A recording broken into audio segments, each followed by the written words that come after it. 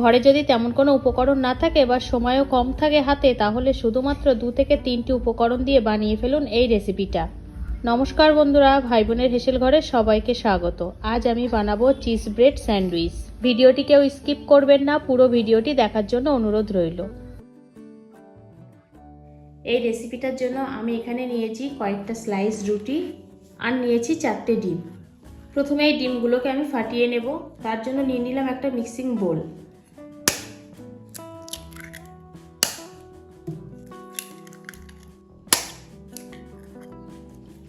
এবার এই ডিমের মধ্যে দিয়ে দিলাম 1/4 চামচ লবণ, 1/4 চামচ মরিচ গুঁড়ো। এবার ডিমটা ভালোভাবে ব্লেন্ড করে নেব।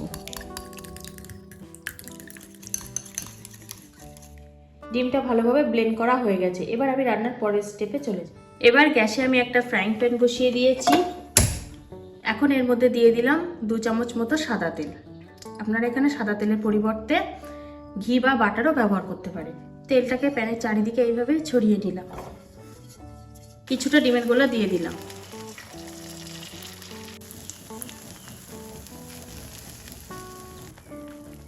এবার এই ডিমের উপরে দিয়ে দেবো একটা স্লাইস রুটি আর উপর থেকে একটু পনির গ্রেট করে দিলাম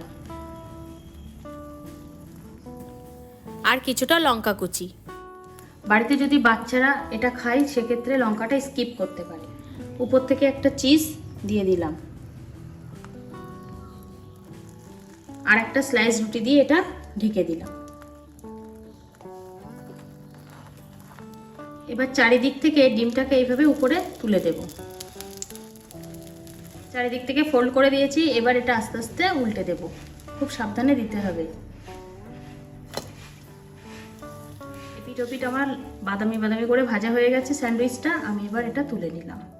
বাকিগুলো ঠিক একই রকম ভাবে ভেজে নেব।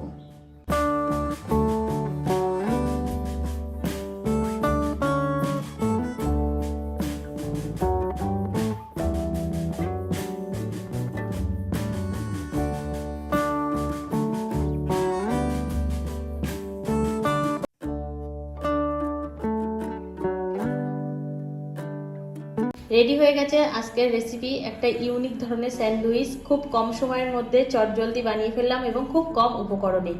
স্কুলের বাচ্চাদের টিফিনের জন্য বা অফিসের লাঞ্চ বক্সে আপনি অবশ্যই এটা দিতে পারেন। এবার আমি একটা কেটে দেখাবো এর ভেতরটা ঠিক কেমন হয়েছে। খুব কম সময়ের মধ্যে তাড়াতাড়ি তৈরি হয়ে যাবে এবং খেতেও খুব সুস্বাদু, খুব স্বাস্থ্যকর একটা খাবার।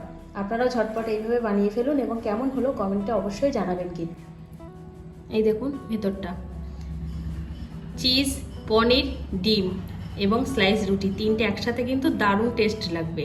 আজকের রেসিপিটা তাহলে এই পর্যন্ত। যে সকল নতুন বন্ধু আমার ইউটিউব চ্যানেল থেকে দেখছেন তারা অবশ্যই চ্যানেলটিকে সাবস্ক্রাইব করে দেবেন। আর যে সকল বন্ধুরা ফেসবুক থেকে দেখছেন তারা অবশ্যই ফেসবুক পেজটিকে ফলো করে দেবেন। আজ তাহলে এই পর্যন্ত, দেখা হচ্ছে পরের কোনো নতুন রেসিপিতে।